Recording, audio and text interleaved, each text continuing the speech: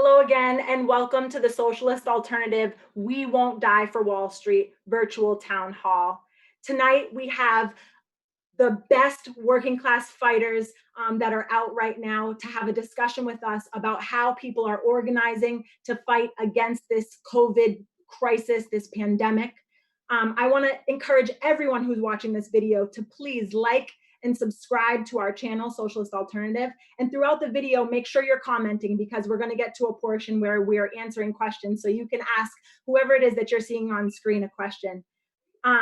Also, please be sure to sign the petition below, which talks about how we will not die for Wall Street. Trump right now is bailing out large corporations. He's bailing out Wall Street. He is saying that he's going to give us a $1,200 check that's not covering the average cost of a one-bedroom apartment. And we as workers should not be the ones that are putting our body on the lines when Trump is bailing out these big businesses. And so we want to make sure that everyone watching today signs that petition. So before we get started with our first speaker, I want to introduce everyone that we're going to get to hear from tonight. So first we have Sara Nelson, who's the international president of the Association of Flight Attendants. How's it going, Sara? Next, we'll hear from Jordan, who's a New York City Amazon walkout organizer. We'll also hear from Derek, who is a New York City Amazon walkout organizer. After that, we'll hear from Kshama Sawant, who's a Socialist Alternative member of the Seattle City Council, and she's also in the teachers union. After that, we'll hear from Lamis, who is an ICU nurse at the largest hospital in Michigan. Next, after that, we'll hear from Summer Lee, who's a socialist elected to the Pennsylvania House of Representatives. And we have Matt Smith, who works for Amazon as a cargo handler in Seattle. After that, we'll hear from Ryan, who is an Instacart worker on strike. Hi, Ryan. Great. Again, I want to thank everyone for logging in and watching us today. My name is Toya. I'm a member of Socialist Alternative. I'm a laid-off electrician in the International Brotherhood of Electrical Workers, Local 103. I want to get right into it so we can hear from all of our speakers. And first, we have Sara Nelson. I have to say, Sara, I'm a little bit starstruck to be here with you today. You have been so influential for the labor movement in the United States. And I've talked to many people about you and the work that you've done, and to be able to basically stop the government the government shutdown last year. And I'm so happy to have you here. Thank you, and take it away. Well, thanks so much. And Toya, I'm really humbled to be here with all of you. And I have to say that this is a real dark time. This is a real challenging time. But the one thing that fills me with a lot of joy is seeing everyone's smiles up here, because the truth is that we love being together and we love taking care of each other. And I am finding some real joy in my heart right now with that. Really good to be with you. And I have to say that I like to start and end my day with Mother Jones. And so I can't help but think about what we all know, which is we mourn the dead and fight like hell for the living. And that is definitely defining this moment. But what's also defining this moment is this quote from Mother Jones that we need to understand and take to heart. It is, the capitalists say there is no need of labor organizing, but the fact that they themselves are continually organizing shows their real beliefs. The capitalists want the most labor for the least money. The laborers want the most money for the least labor. Workers produce wealth and build the world's palaces, but they neither use the wealth nor dwell in the palaces. If you would only realize that you hold the solution of the whole problem in your own hands, you could settle the whole question easily. If, for instance, instead of striking in small groups, every industry in America were to hold up, the capitalists would be obliged to yield to any and all demands, for the world could simply not go on. And I think it's really important. A lot of people go straight to the general strike, which I am not afraid to talk about. And I am a labor leader who says general strike should be on the table. But I will tell you that this is a unique time, and we have to remember that the strike is a tactic. Solidarity is our power. And so we have to be strategic about how we're moving forward. And there are workers who are striking for their safety right now, striking for wages right now. But what we really have to understand is that this is a moment to hold up the fact that essential workers need to have essential wages. And that has not been going on in this country for far too long. And there have been people who have not been seen in the work that they do, not been recognized, not been valued. And this is our time to come together and understand that if one person can't do their job, we can't do ours. If one person is injured, if one person is infected by the virus, we are all at risk. And this is a healthcare crisis colliding with a financial crisis, but it's also a time when the vulture capitalists are looking around to say how they can take advantage of this moment. And I know that because I got my start in union work just before 9/11, really. And I had my good friends who died on 9/11. And while we were mourning their loss and in our crisis center, a company representative came in not even 24 hours after the event and said that we were all going to have to pull together because the company was hemorrhaging money. And luckily, in that moment, Senator Teddy Kennedy walked in the door and told that member of management to get the hell out. And we sat there and talked about our friends and sang songs and shared our experience and cried. And we mourned. And we tried to make sense of our new world. But while we were trying to make sense of our new world, what was happening was there were some people who thought that this was a moment of crisis where they could make a lot of money. And they could create a bailout that wasn't going to work and was going to drive the airlines into bankruptcy. And so I had a front seat at the longest airline bankruptcy in history, 38 months long at United Airlines. And because my union represents a lot of different carriers, I saw bankruptcies play out at 20 airlines over the course of 9 years. And what happened at United was a whole lot of hurt, where we fought every single day. And because we had our union, we had a way to fight back.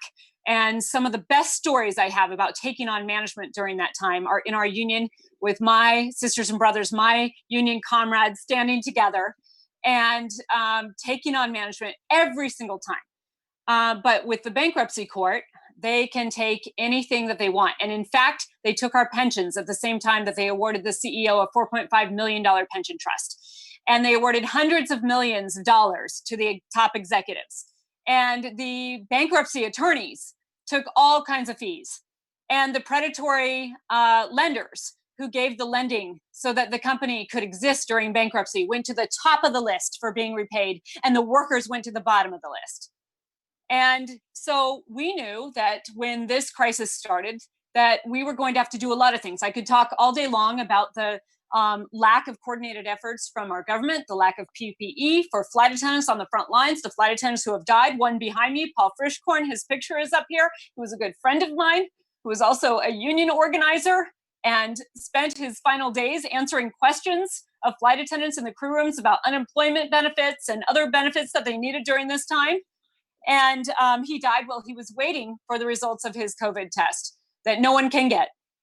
And we don't have a coordinated government effort to address this healthcare crisis. But I'm going to let other people talk about the rest of the healthcare crisis and talk about the fact that this is a time when these vulture capitalists are trying to take advantage of this crisis, take advantage of all of us, and we have to be out front.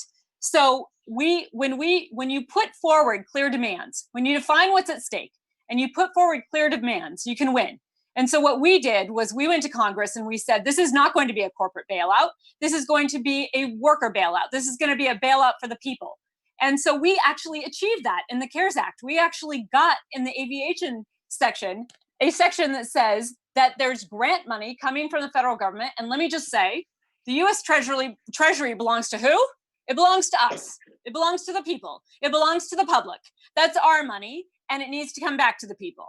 So we said that grant money needs to go through to our paychecks so that the government doesn't become an HR solution. It needs to go directly through. The corporations can only spend that money on our paychecks and our benefits.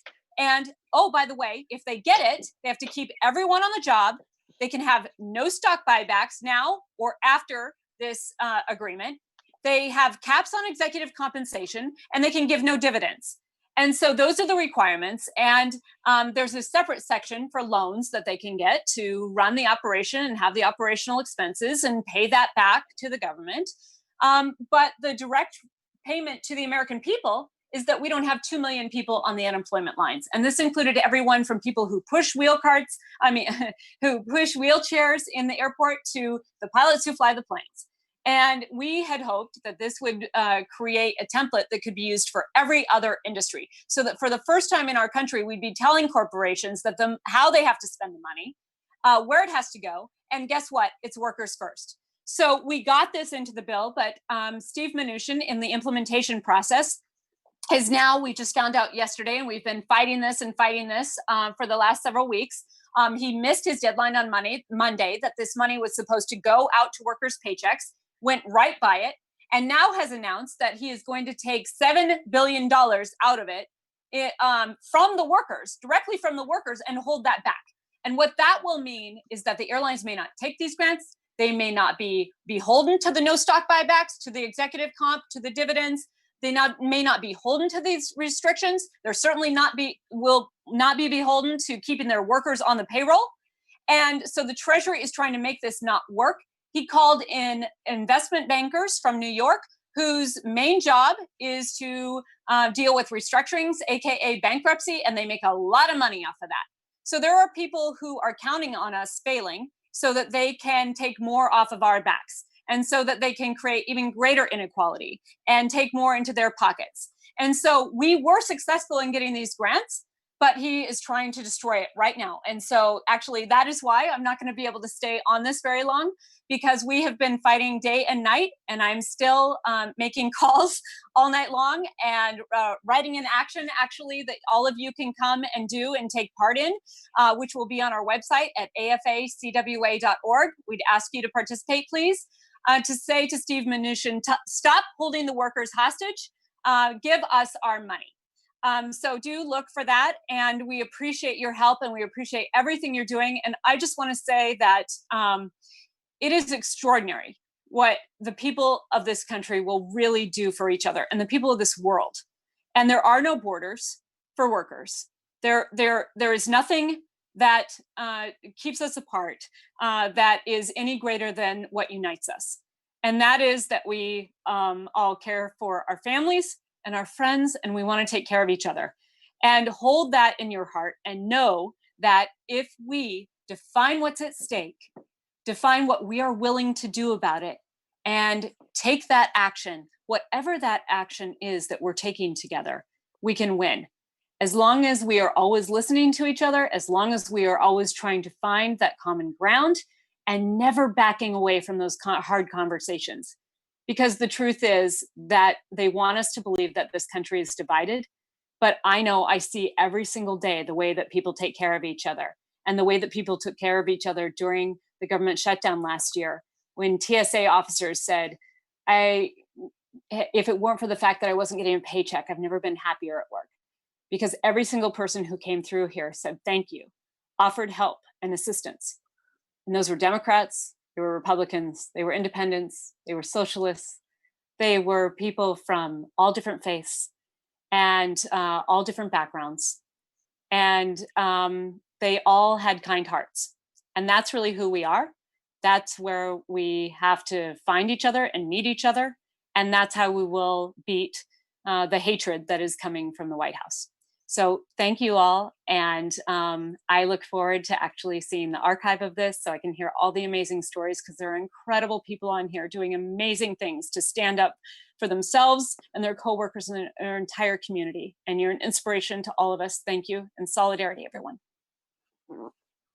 Thank you so much, Sara. And I'm so sorry to hear about your coworker. We're getting to a point now where, millions and millions of people are going to know someone who, caught this or died from it. And it's really sad. And I want to thank you and your coworkers for putting yourselves on the front line and continuing to organize in your union. I did have a question from the comments, though. If you could just say your website again, so that way people could log on and support you. Sure. Yeah. And like I said, I have to finish actually writing the action I'm doing that as soon as I get off here, but it's afacwa.org. So Apple Frank, Apple, Charlie Whiskey, Apple.org. And thank you so much for your support. Thank you so much, Sarah. I want to say hello to all the people from around the world who have logged on with us today. We have watchers from Germany, from Ireland, even Hawaii. We have San Diego, Boston, Sacramento, Grass Valley, California. I want to thank everyone for logging in. We're going to head over to New York, where we're going to hear from Jordan, who is an Amazon employee working for one of these, well, the corporation, right? I mean, Amazon is the richest corporation. It is run by the richest man in the world. And we've all heard the stories of the ridiculous exploitation that Amazon workers must go through. So I want to welcome Jordan to the show. Hey guys, thank you, Toya, for having me at the town hall virtual meeting. I want to say thank you guys for supporting. I want to say, staying on front line, but supporting everyone behind us. I work at Amazon JFK, Staten Island, New York. I've been there for 2 years. Ms. Nielsen mentioned that, we are in a dark time, and yes, we are. Being in New York City, we are at the highest of highest, and it's honestly scary that, we are outside every day. There's people losing their lives. I actually just lost an uncle last Sunday, and my grandmother and my other uncle are actually fighting right now. I would like to say that, being a worker, it's Amazon isn't that bad, but in a sense, right now we are not essential workers. We're not selling no essential products, and even if we did, Amazon would lose tons of money. They're luring people in by saying that we're helping the customers, even though we are really not selling nothing essential. Um, sorry. So also that me being a walkout organizer, it was pretty tough for the past 2 weeks, trying to get into our warehouse workers, stating that they're not treating us well, we're not getting proper PPE, they're not trying to protect our workers, we're getting temperature checks, they're not even not checking everybody. We're also at a problem where a lot of people are getting sick and they're not paying them self quarantine pay. The Amazon don't want to pay us for quarantine. I've been home for almost a month and a half now. I took a personal leave. I was supposed to come back, but like I said, Amazon has at least 40 cases of COVID inside. It's rising every day by day. They're not testing the coworkers.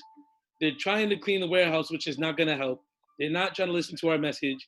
And, Amazon keeps retaliating, and it's a shame that they're hiring 100,000 workers almost every week, and they're putting more workers at risk every day. We're trying to avoid that. I stand by a quote that I always tell everybody. Amazon should treat their workers like customers because the customers is always right.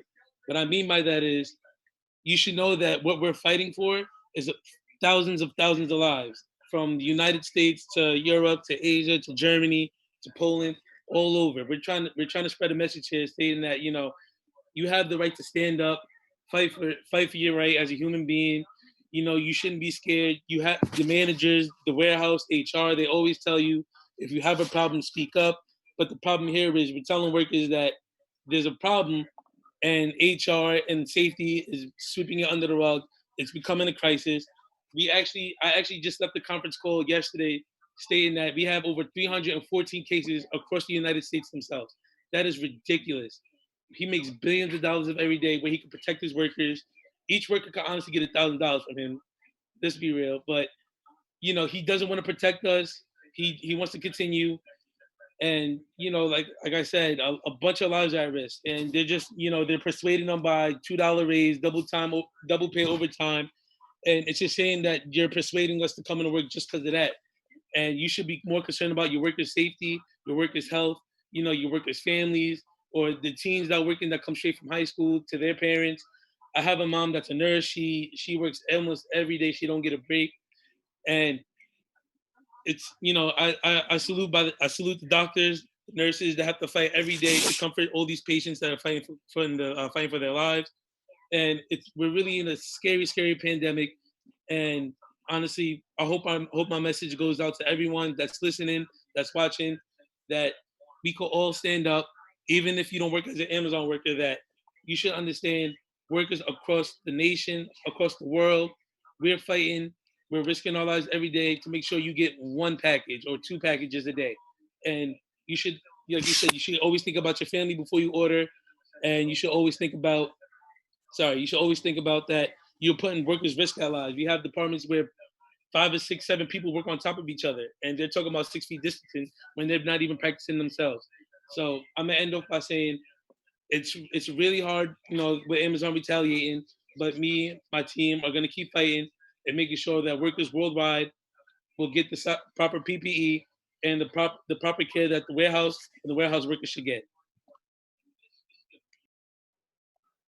Thank you so much, Jordan. And I mean, you just pointed out perfectly how this capitalist system is putting profit over people's lives. The things that you're sending out are not necessarily essential. And of course, people want to receive their packages, whatever it is that they're ordering, but we need to put people's lives first. So next, we're gonna hear from another Amazon walkout organizer in New York City. Let's hear from Derek. Hello, world. First of all, I want to thank you guys for having me on here. I'm really excited to do this. Let me just start off by saying that it's been a really, really scary time. Not just in New York, not just Jersey. I'm talking about the entire world. I don't think I've ever experienced anything like this. Like this pandemic is like really serious, and it's just real unfortunate that us strikers, we're I feel like we're the only ones that's really taking it serious, and it's we got to wake up. This disease is spreading rapidly, not just in our building, Amazon, but throughout the world, different facilities as well. Some other companies are acting on it. They're closing their facilities down, and I applaud them for that, because at the end of the day, your workers really come first. We are the people we're bringing in the money for these billionaires. We're putting in the work. We're in the front lines. They're in the office. They're doing what they're doing, but we're out here, and we're being taken advantage of. And not just Amazon, like a lot of different essential workers. So I want to just get that out the way. Yep. So my name is Derek. I'm an Amazon strike organizer, and I've been with the company for 4.5 years. Yeah, my other job, my other building was ran much smoother. Like I've never experienced the amount of disrespect, the amount of like inhumane activity that's going on at JFK. Let me just start off by saying that the amount of cases are doubling. They are doubling, and it's not going to slow down anytime soon. They're not giving us the PPE at all. They're not giving us any gloves. They're not giving us any masks. They are not actually telling us how many cases is in the building. We're literally asking other associates how many cases are in the building. You ask management, they don't tell you. That's unacceptable, and it is inhumane. And I can't believe that this is happening. Like this is literally our lives. Like they're literally playing with our lives, our families' lives. And whew, I'm sorry, I'm getting a little emotional, but yeah, I'm not going to tolerate it at all. Like I said, I've been with the company 4.5 years. I always liked Amazon. I've done so many things. I'm in the pick department. I'm picking customer orders. I count inventory. I'm trained in pack, so I pack the product, and I've even been shipping. I've shipped the product out. I've done pretty much everything. And let me tell you, the picture that they're trying to paint to the public is false. They're not doing what they're saying they're doing. They have these Amazon spokesman people, and they're basically just making it seem like they're doing this, they're doing that. They always have the same answer for everything. Like there's a big crisis going on. We have all these cases, and they're saying, "Oh, we're doing everything to protect our workers. We're doing what we're supposed to do." No, it's unacceptable, because you're doing what you're doing. You're making it seem like you're doing the proper thing, but you're really not. These, like I said before, these cases are spreading, and also that they're not informing us anything. They're not informing us about any cases. We had to literally expose them to the world about what they're doing on our first strike. And that's the only reason why they're sending us texts now. And they're sending us texts saying that we have additional cases. So you're not even confirming how many. And we know it's a lot. We know it's a lot of cases. This is the biggest building in the United States. This is the biggest Amazon. We have the most employees. We're in the heart, we're in the heart of New York. We're in Staten Island, and it's just ridiculous. Also, I want to just announce that Amazon is also retaliating against me, and also my other teammates who have been striking as well. They're trying to give me a final written, and I already know it's retaliation. They're breaking the law. They're breaking the law with a lot of other things as well. Yeah, it's disgusting. It's really disgusting, and it's disturbing. The fact that people like us who come in, we're risking our health, and we're coming in just trying to get money, but we can't do that. We're literally working in fear. You walk around that building, you see people with their heads down. You see people just depressed. There's no soul in that building anymore. We as workers are the heart and soul of that building, and they took the soul out of us when they treated us with the amount of disrespect that they have within this past, I would say, month. Before that, it was Amazon had a lot of issues going on too, but this last, like, the whole month of March, like, flat out disrespect. And I decided to take a stand because at the end of the day, I put in blood, sweat, and tears. All of us, we put in blood, sweat, and tears with this company. And you're not even gonna make sure that we're safe. You're gonna keep a deadly disease from us and our families. That's unacceptable.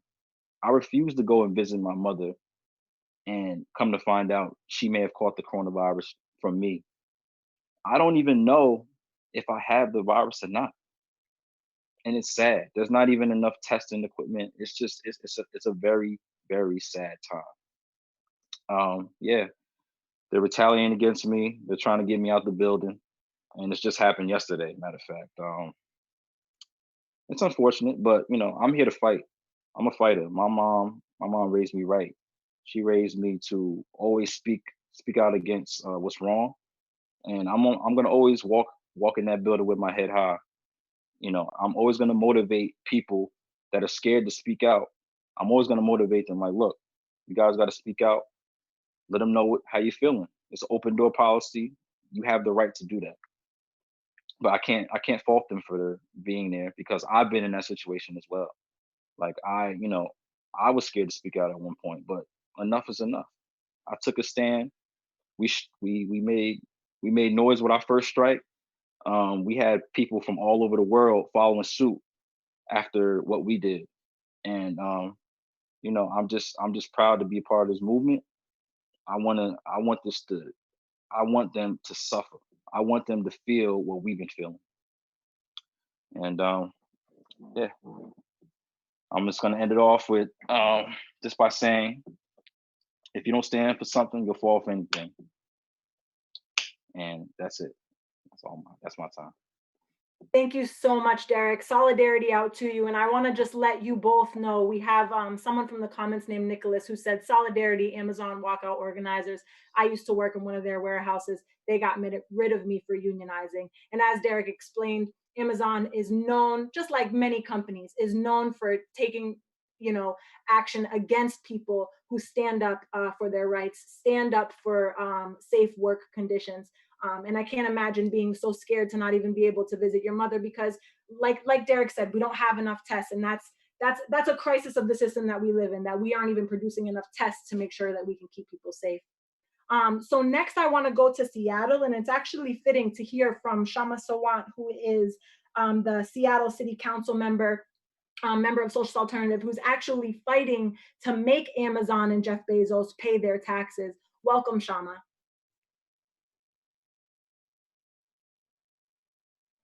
Oh, Kshama, you just got to unmute for us. Thank you so much. Thank you, Toya. Sisters and brothers, siblings, comrades, thank you so much for joining us today. The present deep crisis facing ordinary people globally is unprecedented in most of our lifetimes. And this is not just one crisis, but two, the coronavirus pandemic combined with the bankrupt system of capitalism. Trump's criminal negligence is directly responsible for the scale of the death and infection in the US. And as other speakers have attested to, we are losing our loved ones. But Trump's failure was no accident.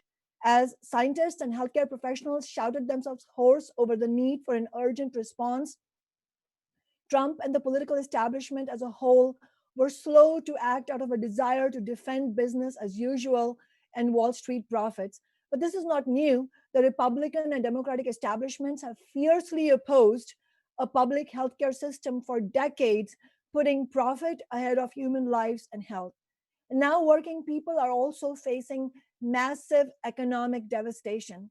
As wealthy corporations are being bailed out to the tune of trillions of dollars, tens of millions of workers are already unemployed, with 30% unemployment rate projected very soon.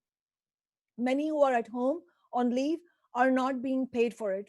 Millions will be forced to choose on May 1st between paying rent and having enough to eat. This comes after almost a third of American renters were already unable to pay in the first week of April. Public health experts are seriously recommending an extended period of social distancing to prevent new spikes in infection and loss of life. Especially in the absence of a vaccine, they predict that any premature return to work could be deadly to human life. Despite this, corporate executives and establishment politicians, not just Trump, are starting to talk about forcing workers back to work, once again, putting their profits over our health. After facing a backlash from public health scientists and healthcare workers, Trump was forced to back off on his return to work pronouncement for Easter. Now he's pushing to broadly reopen the economy by early May. And if this plan is allowed to move ahead, if we don't fight against it, it will almost certainly come at a high cost in working class lives because the bosses don't care. They want to make profits even if it literally kills us working class people.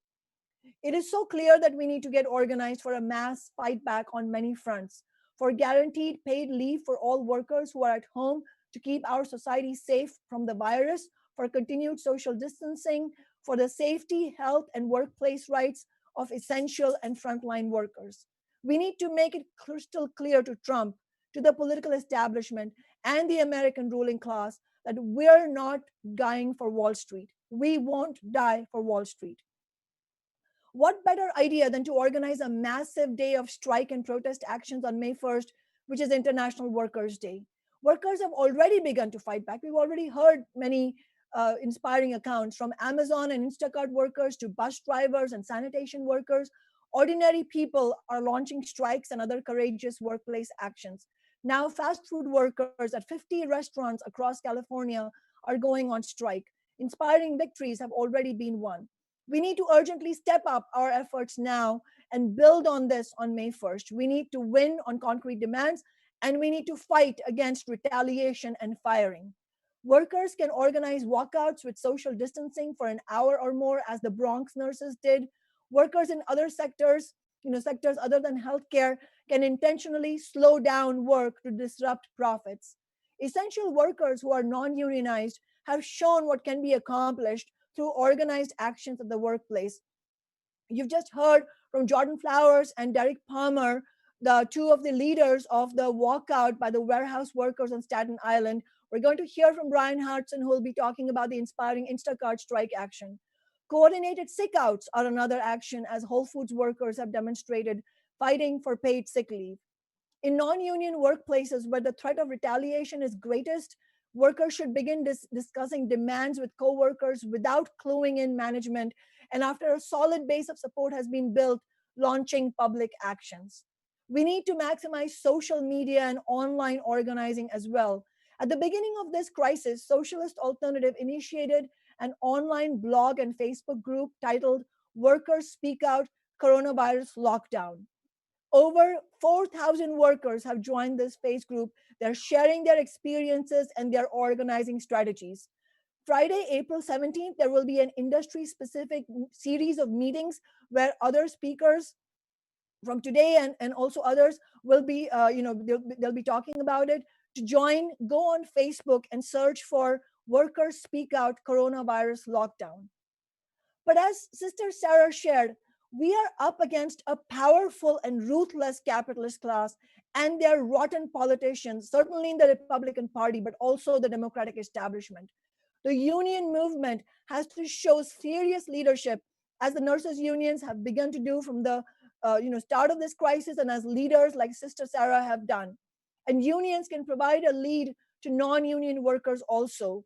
Union workers often have more experience in fighting the bosses and should lend their experience in solidarity to non-union workers looking to fight and get organized. The coalition of union and non-union grocery workers that has been organizing in Boston is an example of the type of solidarity that is needed. If union leaders provide a bold lead, then the non-union workers of today can become a key force in the labor movement of tomorrow.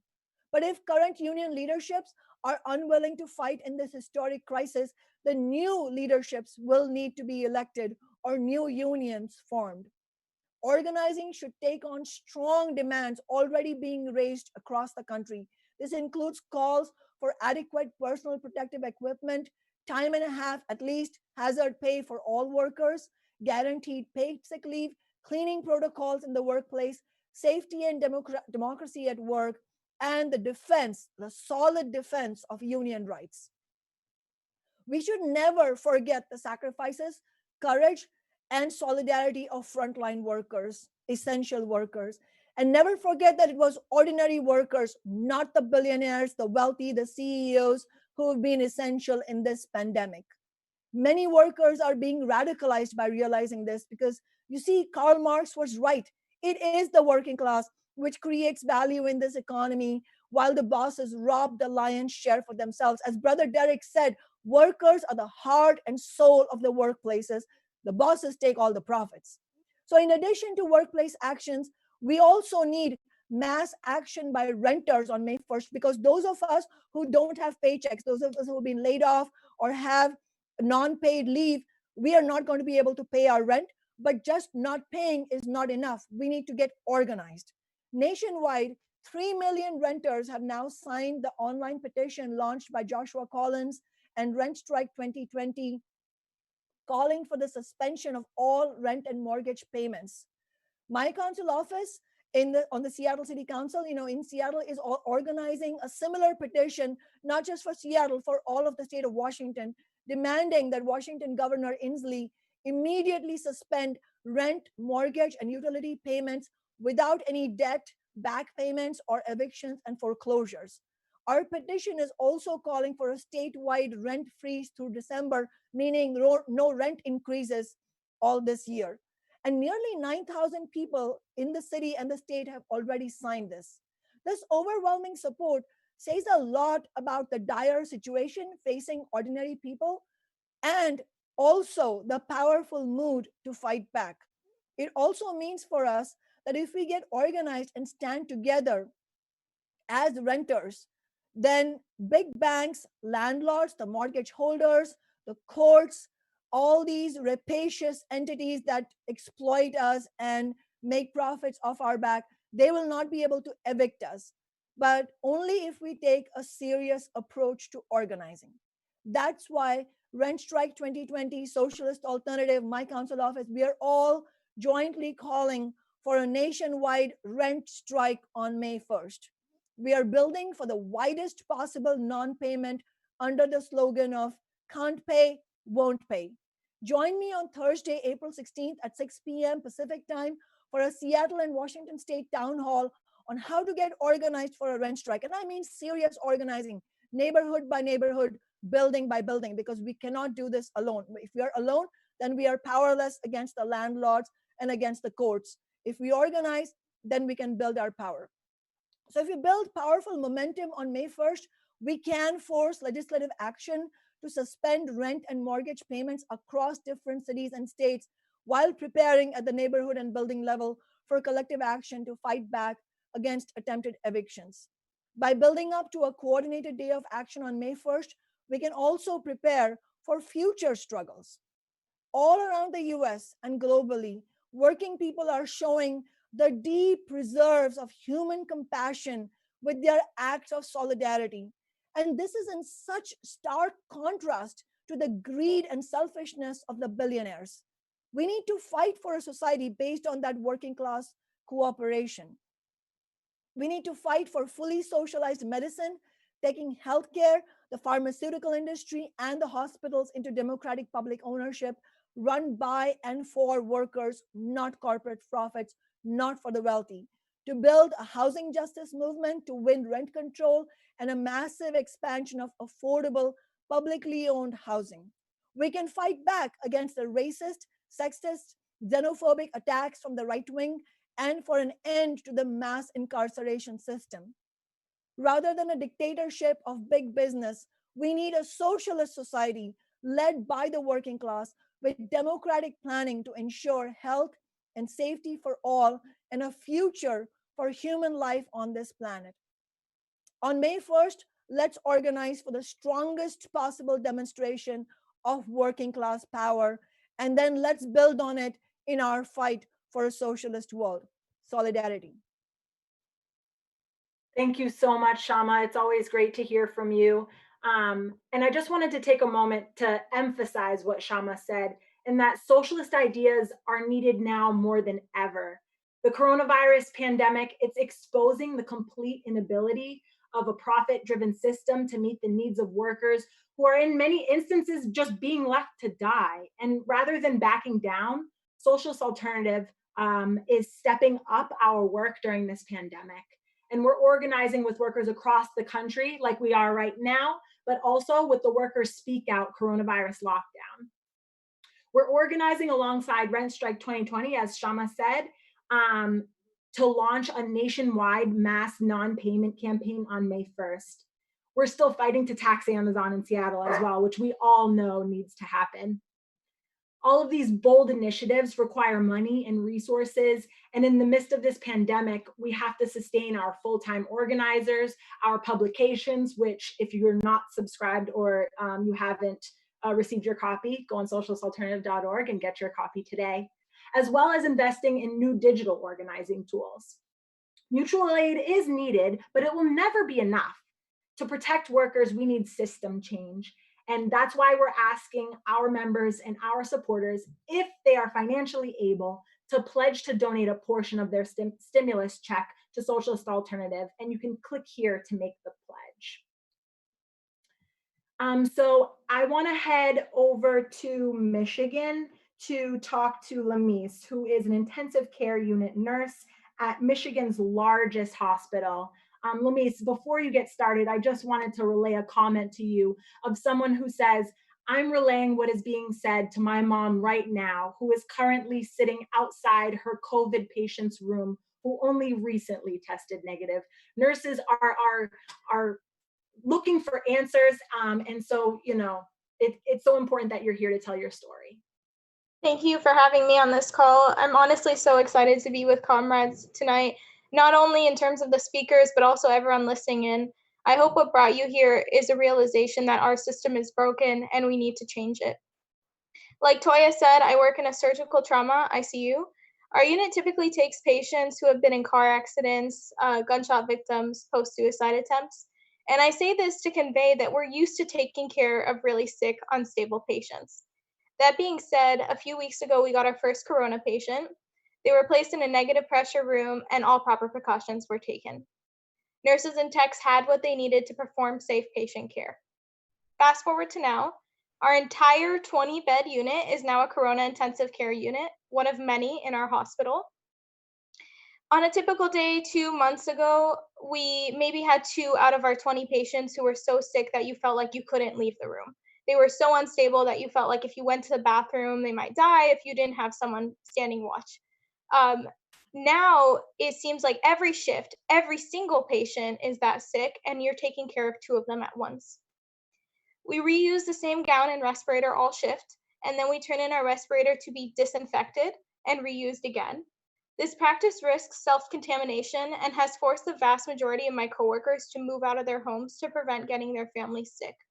A lot of people have immunocompromised spouses, or they have young children, and they're extremely scared about what this is going to do to them. We have all accepted that we will get coronavirus. The only question is if we will show symptoms, and if so, how bad. As many of you know, we're short on protective equipment and ventilators. I'm honestly not going to belabor that point because I feel like we've already discussed it a lot in the media and needs to be discussed more. But I'm going to focus in on something else that perhaps you don't know. Perhaps you don't know that we are starved of virtually all supplies. Continuous renal replacement machines, which are arguably the most important machines aside from ventilators to save these patients, are in short supply. We have 19 in our whole hospital. Last week, 10 were on my unit alone. We're short on fentanyl and propofol, which are pain and sedation medications.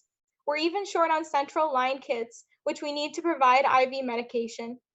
Yesterday, I was notified that we're running short on tube feeding, and we should administer tube feeds for 12 hours before switching the machine over to another patient, depriving the first patient of necessary nutrients to fight off the virus.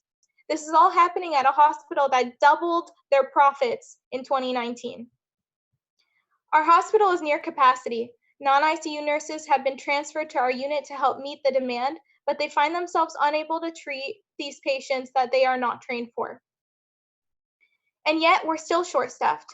Nearly every hour, someone on the unit gets so close to dying that a team of nurses have to rush into the room to give medications or perform CPR. When CPR has been performed, nurses are often out sick for 1 to 2 weeks with corona symptoms due to the aerosolization of the virus that happens during CPR. This past week, 2 of my patients were crashing at the same time. I yelled into the hallway for help. Nobody came. Everyone was in their own isolation rooms tending to their own very sick patients.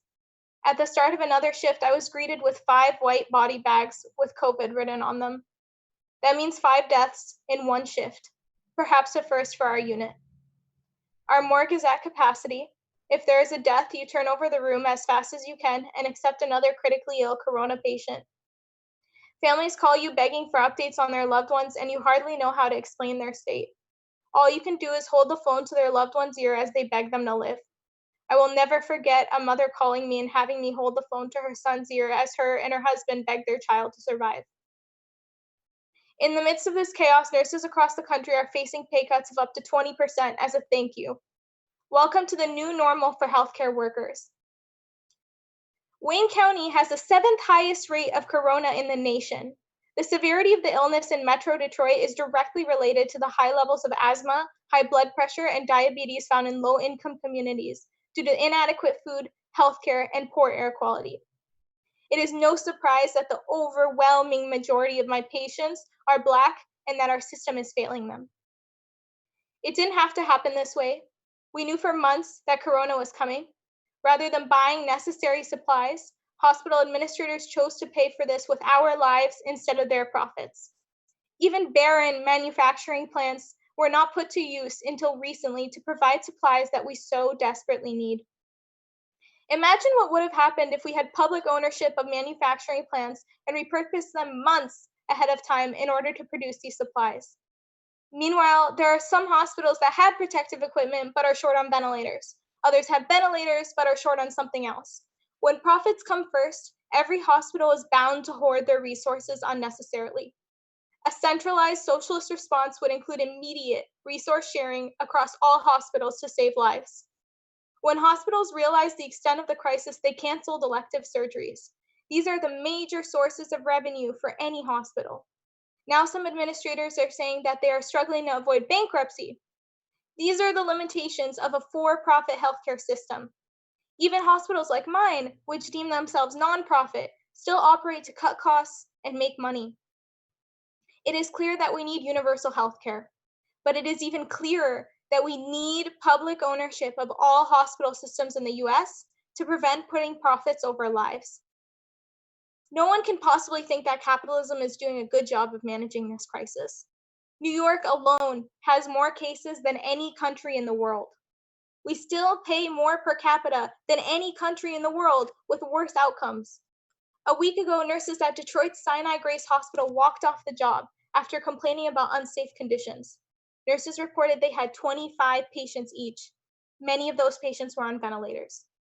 They gained national coverage in highlighting the horrendous conditions they are facing. The working conditions are terrible in many industries. The truth is, they always have been. Essential workers have always been essential. The only difference is that with this crisis, we've been pushed to new levels of anger, and with that, new levels of action. I am so proud to share this event with fellow workers who have organized actions at Amazon and Instacart. They are an inspiration to all of us. The crisis is teaching all of us, me included, just how much power workers hold and how group action can win concessions. Crises like these expose the flaws in our system. Public health experts have been screaming for years about how ill-prepared our healthcare system would be during a pandemic. The bosses of healthcare ignored it and prioritized profits over preparing for the inevitable. We are living with that now. We will never escape a repeat of a crisis like this one, while for-profit healthcare is the standard. This is why a socialist response is the only response. The situation is frightening, but it is also one of our best opportunities available to us to demand a better future. There has never been a better time to highlight the failures of capitalism and to point to a clear way forward. If what I've been saying to you tonight is remotely interesting, I encourage you all to attend our event, Healthcare Workers Speak Out, happening on April 17th. Thank you so much, and thank you to all the speakers and everyone listening in today. Lamise, thank you so much. And I'm sure, like many of our viewers, you brought a tear to my eye talking about the conditions in your workplace. And I think you laid out perfectly how, you know, in a country that's the richest in the world and we spend the most in the world, we have the most cases and we're not even able to sustain this crisis. And yes, I want to thank you for the work that you're doing and all the nurses and frontline workers out there. Next, we're going to go to Pennsylvania, where we have Summer Lee, who is a socialist member of the House of Representatives in Pennsylvania. Welcome, Summer. Hi, thank you all so much for having me. Let me just say first, again, thank you so much to every single worker we have on here. All workers are essential, so we don't need to make that designation. All the organizers that we have on right now, everybody who's been fighting in whatever way and whatever capacity that they have to fight this crisis, I'm grateful for you, and I'm here in solidarity. I'm a state representative in Pittsburgh, and realistically, I'm in a sense, I'm going to echo some things that other folks said, but I want to put some emphasis on a few things. I think Kshama said, and rightfully so, that what we're looking at is not one crisis by itself, but we're definitely dealing with a crisis that has kind of exposed and really laid bare underlying crises that we've always had, underlying crises that we've tried to outrun throughout the history of this country, and that we failed to do that. And when we think about those crises, and when we think about the inequities that we have in this society, I think the first thing and one of the more important things that we got to do is we got to admit that COVID-19 is not a great equalizer. No pandemic is. And while it is indiscriminate, our country isn't. Our society isn't. So it's important that even as we're talking about the crisis of COVID-19, as we're talking about the crisis of capitalism, as we're talking about the crisis of class warfare, that we also have to talk about the crisis of racism. And we have to talk about how all of those things interplay to really create this kind of multi-headed monster that we're dealing with right now, not just in our country, but worldwide. When I first decided to run for office, and when I looked at Pittsburgh, which, let's be real, Pittsburgh is one of those places that has all of these issues, all of these societal issues. We have them in spades. We have enough of them. We have them all. We have racial issues. We have class issues. Like Lamise mentioned, we have a nonprofit hospital that is, unlike most states, is actually our biggest private employer in our state. Where our workers have been for years fighting for a union, fighting for a living wage, fighting for the right to be considered essential and valuable and respected. These have been ongoing struggles that we've had. COVID-19 didn't come and tear the system up in that sense. These issues have already been here. So I hope that even as we're talking about solidarity, that we take a step back. It's great that crises like this, that moments like this bring out the best in those of us. It's incredible to see how the folks in our nation, the groups, the nonprofits, the people, the individuals, the unions, have come together to fill in the gaps, that we have in our government. But the reality is that we shouldn't have to fill in those gaps. And a harsher reality is that we shouldn't only have solidarity when we're in a crisis. Because the truth is that if we had this solidarity beforehand, then we would have been able to start to do the work to unravel these systems of oppression that could have helped us as we're going through this crisis in the first place. So when we think about kind of our legislative response and what is the role of government, what are we looking at and how did we get to this point? When we think about the people who are going to be hit hardest by this, it's our workers, yes, but also it's our Black folks, it's our poor folks, and for reasons that the folks who've already spoken before me have mentioned, we have to get in. If we are going to come out of COVID-19 stronger, if we're going to come out of COVID-19 alive, it's time to get serious about addressing those societal inequities, really digging into them, really being committed to true solidarity, and not just unity, but solidarity, so that we can actually start to do the work of addressing what's wrong with our country. Why is it that our country is unique, almost unique, in its response to this? Why is it that in what we consider the greatest country in the world, what is undoubtedly the richest country in the world, do we have workers who don't make a living wage?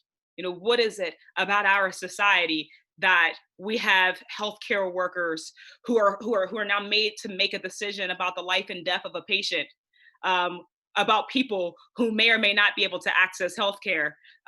What does it say about a society where schools like mine, the high school that I went to, we're crowdsourcing laptops so that every single kid can have access to an education? That's a government failure.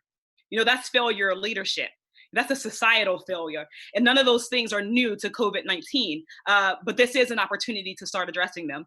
When I first ran, I didn't think that, I never in a million years thought that I would, be trying to legislate and trying to campaign in a global pandemic.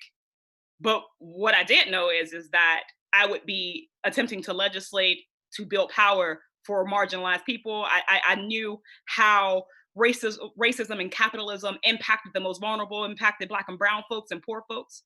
I knew how important it is to build a working class movement to fight for with everything we have, unions for all, and healthcare for all, and a living wage for all, and affordable housing for all.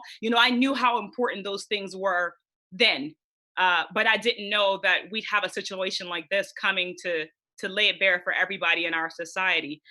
So as bad as this is, I think that it's important that we take the lessons that we need to learn from this crisis, because there are lessons that we need to learn from it. As we're listening to our workers speak today, as we're listening to our family members and the folks back home speak, as we're watching our government respond, it's important that we don't get caught up in the trap of thinking about a response that will only get us through it. Because we know, and I think every single person on this meeting, we all know that normal is not something that we can afford to go back to. Normal is not something that we want to go back to. We don't want to go back to the normalcy of workers not having the basic protections that they need, or not having the wages that they need to survive, or not having the ability to take off when they're sick, not having the ability to go to a hospital or to a doctor when they're ill, not having the ability to be home with their families when they need to. That's not the type of normal that we're trying to go back to, or that we should aspire to go back to. What we need to use and take from this is that our society is something that needs to change. It's always needed to change.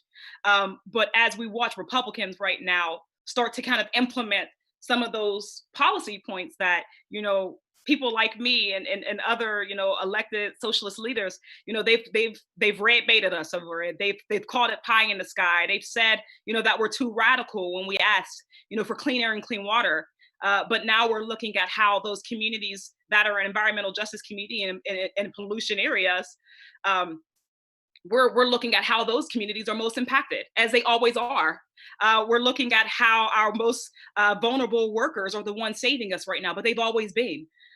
So I want to encourage everybody to recognize that even as we lift up the need for a working class revolution, that we're looking at building around unions, that we don't forget that racial lens, that we never forget that racial lens, that we never forget that this is the country that instead of choosing its own future, choosing its own well-being, it decided that it would that it would cut its nose off to spite its face, because it's that afraid of reconciling its racial past.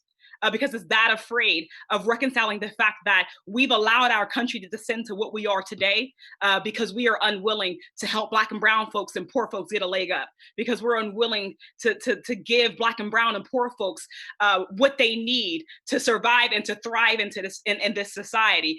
So this isn't just about class. And this isn't just about a pandemic. It's not just a public health crisis.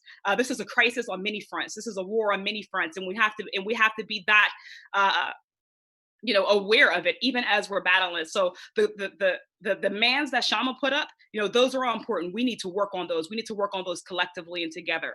But when we're thinking about building power, yes, we need to fight for unions for all, so that there is never an Amazon worker who goes unrepresented.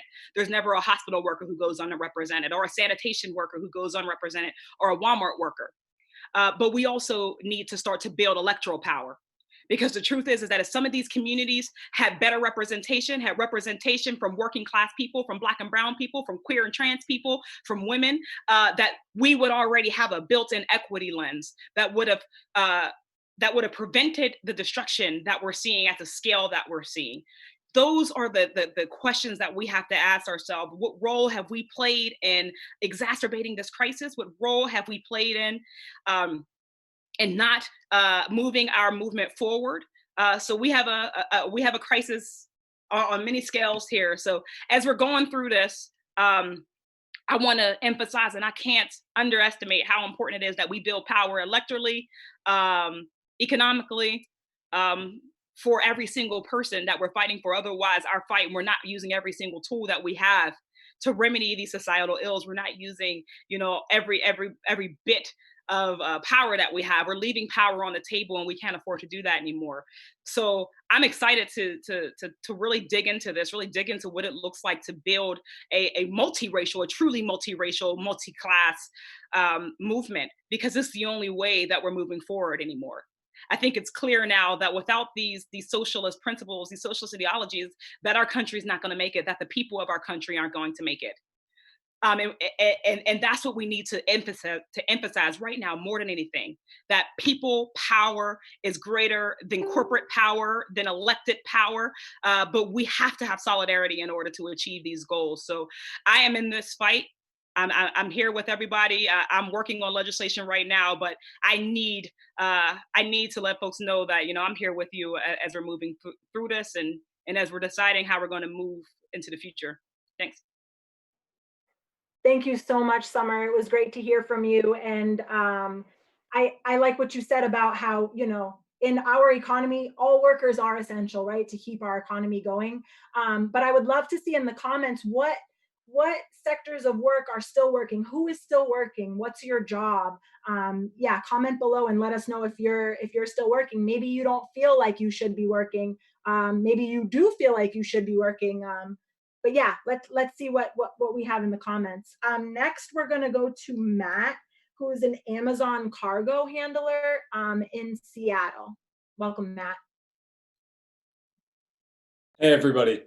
So my name is Matt Smith. I work as a contracted cargo handler for Amazon at a warehouse in Kent, Washington, which is right outside of Seattle. And a little bit over a week ago, a warehouse worker tested positive for COVID-19 at the fulfillment center just down the street from us. And so Jordan and Derek outlined this. We are facing a dire situation at Amazon. These warehouses are a potential hotbed for coronavirus spread. They're spreading to workers. They're spreading into buildings that we're going into.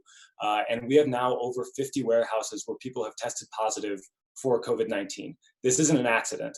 This is the inevitable result of the billionaires and the executives who control Amazon putting profit above the health and the safety of its workers. This is what happens. And this is the story everywhere, right? So warehouse after warehouse, the company is not telling its employees about these cases, and it still isn't taking basic steps to protect our health. We still don't have hand sanitizer for our drivers. We don't have masks. We don't have additional paid sick leave. They've refused to close down these facilities where positive cases have been found for a thorough cleaning. And as Jordan was laying out, they have not stopped shipping non-essential items. We're still shipping thousands and thousands of non-essential items, even after states have told non-essential businesses to close down. And Amazon cannot claim ignorance here. They can't claim that they didn't see this virus coming, because for months, let me mention that we saw this crisis coming for months. And we know this because while Amazon wasn't taking steps to protect our health, they were taking steps to protect their profits. So in the first week of February, Jeff Bezos pulled out $3.4 billion in stocks from Amazon in preparation for the coming stock downturn. That same week, Business Insider reported that Amazon was stockpiling inventory in its warehouses in anticipation of supply chain disruptions because of coronavirus. Not only that, we've had Amazon workers for over a month that have been circulating petitions with thousands of signatures calling for these things, calling for paid sick leave, calling for basic health procedures. And really, we've been demanding it for much longer than that. So Amazon knew about this crisis. They knew what workers needed to protect our health, and they chose to ignore it. They chose to protect their profits instead of our health. And this is what happens under capitalism. Huge companies like Amazon, they put their profits above their workers. They put their profits above public health. They put their profits above everything. And not only that, they're now, as I think Derek was talking about this, they're retaliating against workers who are speaking out in Staten Island. They also tried intimidating and threatening me. So over a month ago, when it was clear that Amazon and my contractor were not taking the steps that they needed to protect our health, I started getting organized with my coworkers. So we started having meetings outside of work. We started circulating a petition with the demands that we thought were necessary, the changes that we thought were necessary at our warehouse to protect us. And when my manager found out, rather than taking steps to actually fix those problems that we were seeing, he pulled me into his office and he threatened me, telling me that my organizing with my coworkers, quote, would not be tolerated. So this is a pattern. This isn't just one thing here or there. This is a pattern, and it's the system we live in, where rather than protecting workers, big business attacks workers who speak out and demand protection. So, this is what big business does. It happened to me. It happened in New York. They will continue trying to intimidate us for speaking out. But here's what we know. If we give into that intimidation, things will only get worse for us as working people. They will continue to threaten our health. They will continue to disrespect us. They will continue to work us into the ground for the sake of their profits. And so the only way forward, and people have been outlining this all night, the only way forward is to organize and to fight back. So this is already happening. In addition to Staten Island walking out, Amazon workers in Detroit and Chicago have staged walkouts. Just a few days ago, my understanding is workers on Staten Island staged another protest, a second protest in defiance of that retaliation by Amazon. And it's not just Amazon workers, right? We're going to have an Instacart worker speaking who, they're on a national strike. We've had Target delivery drivers that are doing actions and taking action to demand more protection.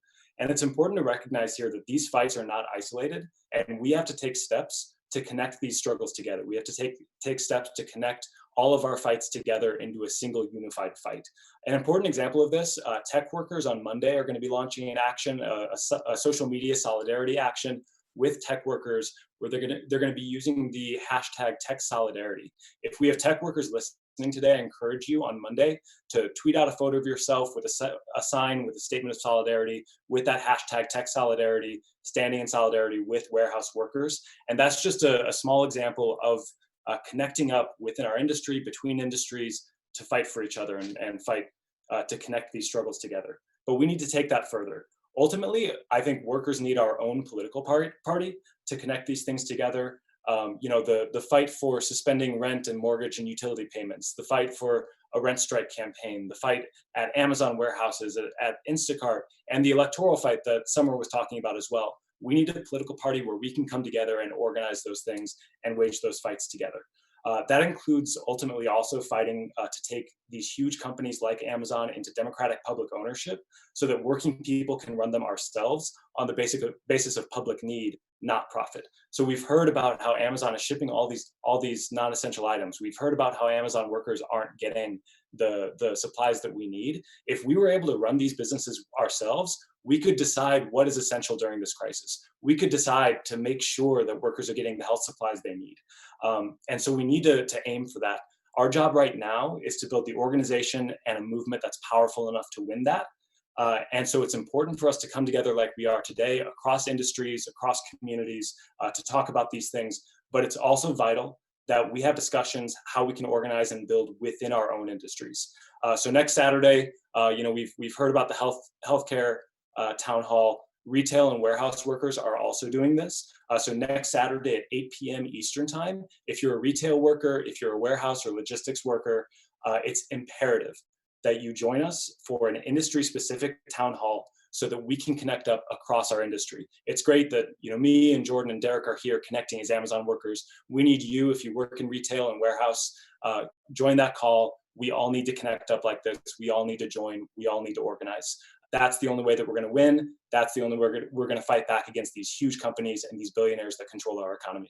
Thank you. Solidarity. Thank you so much, Matt. I just wanted to say that a shout out to, we have a comment from Science Fiction is Real, who's a Walmart janitor who's secretly listening from work right now. We thank you for the work that you're doing. Obviously, essential worker working for Walmart, conditions must be terrible. Thank you so much for listening. And also shout out to the grocery worker from Kroger, who is talking about, how there's no protections and no enforcement of social distancing in grocery stores. And so with that, we have one more speaker, and then we're gonna do a Q&A. So we're gonna hear from Ryan, who is an Instacart worker in Chicago, who is on strike. Ryan, welcome. Hey, thanks, Toya. I just want to say how great it was to hear from everybody. Really an honor to be on this panel with everyone tonight. And thanks for everybody checking this out at home. My name's Ryan Hartson. I'm a member of Socialist Alternative in Chicago, and I'm an Instacart worker. I've played a role in the Instacart strike that's playing out nationwide. So to go back to the start of the pandemic, when things got really bad, I work in a Mariano's on the northwest side of Chicago, and there were really, there's no other way to put it, there were really riot-like conditions in our grocery store, with just an overwhelming number of crowds coming in. Toilet paper and paper towels were gone immediately, frozen food gone, meat just totally cleared out. And it was absolutely chaos, and it was very clear from that moment going forward that life on this job at a grocery store was going to be completely different than anything we've really seen before. And Instacart did absolutely nothing at the start to deal with that. For people who don't know, Instacart is a grocery delivery app. There are about 200,000 workers, with 300,000 more in the process of being hired. Overwhelming majority are gig workers, independent contractors who just work from their phone as full service shoppers, so they could go to a number of grocery stores, pick up groceries from there, and then make deliveries as far as 25, 30 miles away. So for those full service shoppers, they're at extremely high risk because they're not just in one grocery store, they're in a number of grocery stores, potentially all over the region. So the chances of infection and spreading are quite high. And then there's also a small number of in-store shoppers like myself who work at one store. We're employees. So we have the ability to organize, and that's where my story started with this, is that I was in the process of unionizing my workplace when this whole pandemic broke out. So just a little bit about the conditions at the store. I mean, there was no PPE at the start. There was no talk of hazard pay. They offered us a paid sick leave policy, but it's kind of a joke. You have to test positive for coronavirus to be available for paid sick leave. And you get 2 weeks quarantine and you're gone. Of course, with a very, very low number of tests available in the United States, it's this closed feedback loop that most workers couldn't get into. Workers with pre-existing conditions didn't have the ability to get like paid time off. So it's really, really an atrocious situation. And this condition and this pandemic developed at a time when there was already organizing going on at Instacart. I was unionizing my workplace. That's going on in places around the country. The full service shoppers had already organized a series of walkouts in the previous years just on the deteriorating conditions at Instacart. There was a closed Facebook group of about 15,000 workers that really served as the organizing center for the strike. And that fed into the mood with the pandemic. It was gasoline on a fire. And that is how a call for an emergency walkout received an echo of tens and tens of thousands of workers that were out at the peak of the strike, which lasted for about a week. 80,000 workers potentially were out. So it was just a major development. And this strike had a real impact. The strike has won one clear victory, which was safety kits being provided to workers, which would be like gloves and a thermometer and a mask and hand sanitizer. And that is only possible, that victory is only possible because of the strike, because workers got organized to fight back. And it was, it was a real win. But at the same time, this victory does come with an asterisk. The number of safety kits that was produced seems to be very low. The safety kits were made available for shoppers to get on the app for the first time on Monday. And by all accounts, the safety kits were gone in like 10 minutes. There's also reports of orders of these safety kits being canceled the minute that they're put in, which raises the question of, is Instacart even providing these kits at all? There are other conflicting reports that say that people are getting the kits, but it's like, I mean, it can't even be a fraction, a notable fraction of the workforce that is getting these.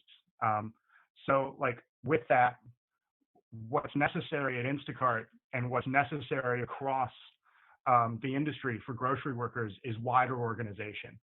Instacart workers should be linking up with grocery store workers, should be linking up with Amazon warehouse workers across these industries to widen the struggle, to make sure that we get PPE that's actually provided. It's not just a false promise in an app, in an email, that we actually get at least time and a half hazard pay, like Kshama said, and that we're able to provide paid time off for workers with pre-existing conditions. And that's why it's so important that workers get organized. And similarly to the retail and warehouse workers, there is going to be a grocery worker organizing call that happens on Friday at 8 Eastern. You can see the link to that. It's going to be really an important discussion that we have about how can grocery workers come together and get organized and fight for what we, the bare minimum of what we need, and then how do we build for more? Because it's very clear that the bosses have no idea what they're doing and that the workers can run these industries far better than the bosses can. And we have to build for that, and now is the time to fight back. So I'll leave it there. Thank you. Thank you, Ryan. Before you go, we have one question from the comments. Someone said that they shop with Instacart. So real quickly, what can people who want to help build this movement tell to the Instacart people that they do services with? So I think the most important thing is to provide, like, we've already won these safety kits. I think if we can force Instacart to guarantee that these safety kits are produced immediately, that every Instacart worker gets them by the end of the week at the absolute latest, that's what we need, is to make sure that we get these safety kits in our hands. Because like I had to make my own mask, gloves. I believe my manager provides the gloves out of her own pocket at the moment. So like, and that's unacceptable. So Instacart has to follow through on at least the one concession that we've won but it's going to take workers getting organized to win the rest of it. Thank you so much, Ryan. So now I want to move into the question answer portion. So we've got some questions and comments. First, I want to go to Lamise. So we have a comment from Adam who said, it is so clear that we need to take public ownership of the healthcare industry. And then we had another comment from Ranson in Florida who says, nurse in Florida here, local hospital where I'm at is sending nurses home with no pay because census is low and they're, or he must, maybe he meant, I don't know. And they're threatening to fire nurses who go to other hospitals to help with corona patients. So what are your thoughts about this type of distribution of resources and also the idea of public ownership over healthcare? Yeah, so just to clarify any confusion, when someone says census is low, it means that they don't have enough patients on the unit, and then they'll send home nurses so they don't have, like better patient ratios, or a nurse, God forbid, not having a patient for a little while until another admission comes in. So that's what low census means for anyone who is confused. And that example so clearly highlights how this is not necessarily an issue of resource scarcity in terms of like actual labor or even supplies. It's an issue of not resource sharing. And again, when we put profits of individual hospitals first, then you have these wonderful nurses who are more than capable of providing care, not able to go provide care even at another hospital that does have the corona patients and where they do need help. So that just once again highlights how having a bunch of individual hospital systems is not the most efficient or best way to deliver care. And then in terms of, I'm sorry, Toya, can you repeat the other part of the question for me? What do you think about public ownership over healthcare? Yeah. And so if we had public ownership over healthcare in this instance, then we could have a centralized response in which we assess all potential healthcare providers and their skill sets, and then we can distribute them as needed. And ones who are willing to relocate could, for instance, New York right now has a dire need for nurses, whereas this nurse is being told that census is too low. We need to distribute our labor force as needed to treat patients across the country and stop putting the priorities of one hospital over the treatment of patients across the country.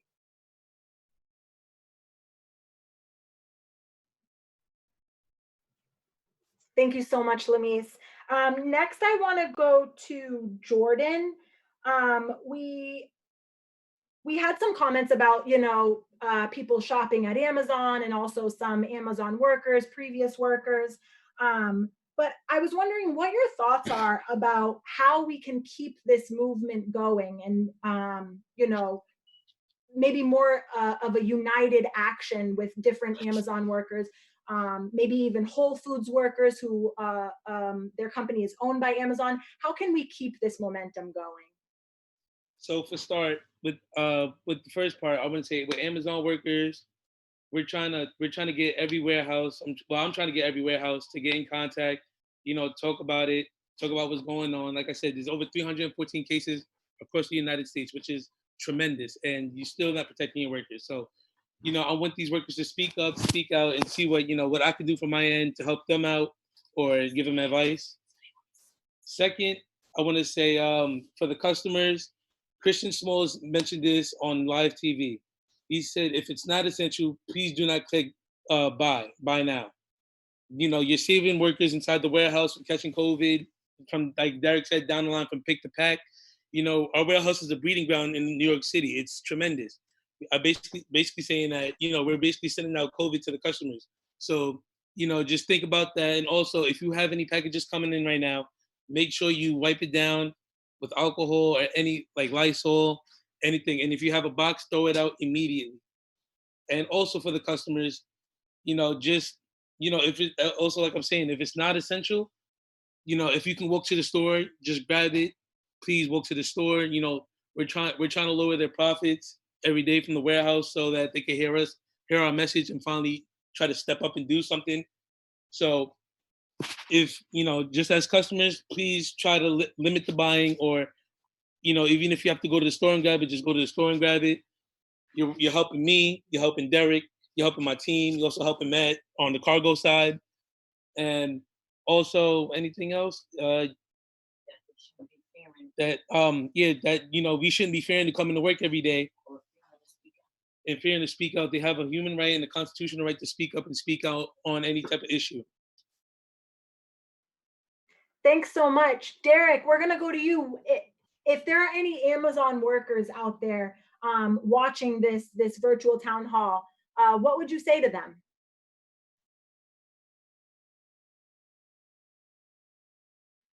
Derek, you gotta unmute. Thanks so much. Okay, sorry. What I wanted to tell to all other employees, just help us out, man. Just just support us. We're here for you. We're fighting for you every day. We're not going to stop fighting. Yeah, we genuinely just need your support. We need you to really take this virus seriously, because at the end of the day, all you guys that want to work these 40 plus hours, 50 plus hours, just remember that this virus can live in you and not show any symptoms. You can go and visit your whoever you want to visit, and you can actually give it to them. And then how are you going to feel if something happens? We just need your support. That's all I really want to get out there. Yeah, just step up and support, please. Thank you so much, Derek. Any Amazon workers who are watching this, please let us know in the comment section so we can connect you with other Amazon workers who are taking action. So for our last question, I want to go to Summer. Summer, one of your constituents actually messaged, and so I wanted you to speak to her. This is from Rebecca, and she asked, basically, I'm paraphrasing a bit. She said, how can we build mass movements needed to win through elected offices like yours and like Kshama Sawant's? So the reality is that, there are no insta movements out there. There's no easy way to building mass movement. What we really need first and foremost is radical solidarity. So making sure that we're centering the people who are most marginalized, most vulnerable, because those are the folks who will help us to build the actual power movement that we need. I think that it's important that as we're building electorally, that we recognize that we need people to get in, not just to fit in, but to up in. We're trying to tear down systems, not get in to be comfortable. So as we're doing that, and as we're shifting from just voting, which is not the end all be all. That is a tool. Voting is one tool. Electoral is one tool, but it's not the end destination. So educating people, relational organizing. We need to consistently always be agitating, organizing, mobilizing. And we need to do that by getting in the communities and actually listening and building relationships with the people who we need to build with. We need to put our money and our manpower where our mouth is. We're going up against people, especially in Pittsburgh, we're going up against people who are wealthy, who have no morals. They don't have any quips about their desire to keep us marginalized. So as we're facing that, we have to make sure that we're investing in this movement, that we're committed to it for the long haul. We're going to have some setbacks, but they're not permanent, and we can't bow out because of our setbacks. So it takes money to run to build movements. It takes solidarity, and it takes support on a radical level. So I built my PAC Unite so that we could start to help those candidates like me who never had a network, who never was supposed to get into these places, because the reality is that there's more up against them, those good folks, our type of people who are trying to build, than the people who we're trying to defeat. So that's what I'll say: organize, agitate, mobilize. Thank you so much, Summer. I want to remind people that in the event description, we have the petition that's saying that we won't die for Wall Street. And I encourage everybody to sign this petition. I want to bring us home now with Kshama Sawant in Seattle, who's going to, take us home. Go ahead, Kshama. Thank you, Toya. It's been incredibly powerful to hear from so many courageous workers today who've been on the front lines in this crisis. And as Sister Sara said, essential and frontline workers, like many who've just spoken, the actions by essential and frontline workers are crucial because you have particular strategic power at this moment And we all of us workers, even if we are at home, we're still in the working class. We need to fight alongside essential and frontline workers during this pandemic, joining them in their demands for all the equipment they need in this crisis for their own protection, and also in the case of healthcare workers to save their patients' lives, to address the severe understaffing and all the underlying problems that predate this pandemic. And as the workers who've spoken have made it clear, their lives and health at every moment are being put at risk to maximize profits, and that should be unacceptable. The question of retaliation is extremely crucial. Workers are facing retaliation right now just for raising concerns about unsafe conditions. The fight against retaliation that's being faced by workers, as Matt Smith said, this is important because if we get intimidated, if we back down, then it will only get worse for the workers. The bosses will be emboldened to undermine us even more, sort of do the divide and conquer where we are all isolated and we're afraid to speak up. So as Matt also said, the best way to fight intimidation and retaliation and firing and really succeeding against the boss's attempts to do so is to build solidarity among workers in the workplace, to get organized around concrete demands, as we've already seen successful examples. Ryan talked about how Instacart workers have already won some victories. And as he said, we need to take it further.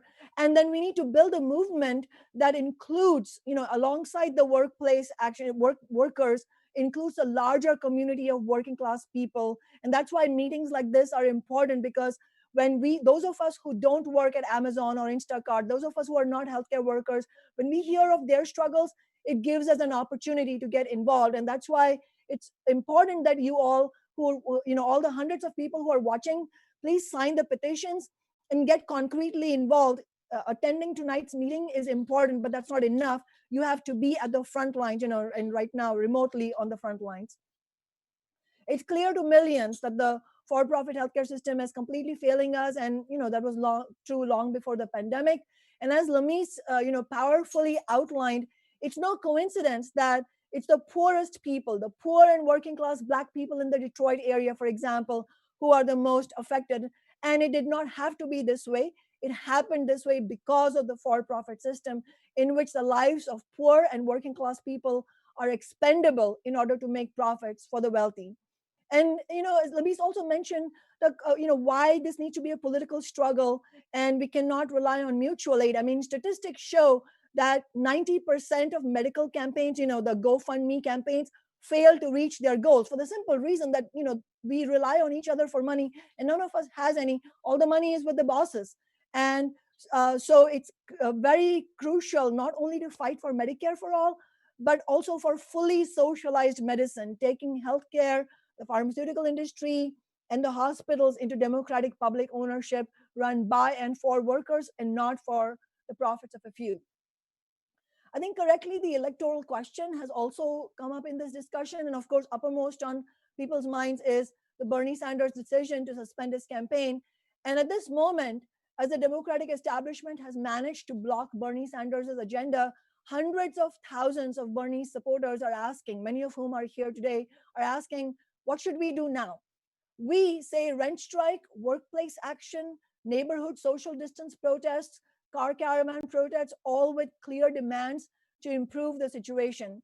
We shouldn't be spending our time trying to elect a corporate-owned sexist like Joe Biden, a terrible candidate who risks a second term of Trump. Our movement cannot support Joe Biden. The last months have shown more clearly than ever, we need a new party of, by, and for working people, a party that is independent of corporate money and power, that organizes alongside workers and social movements rather than against them.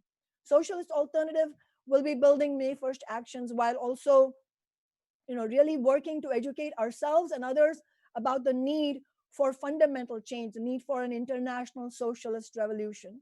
And solidarity is really important. Every speaker has emphasized the need for solidarity in this crisis, and we have seen such incredible expressions of this.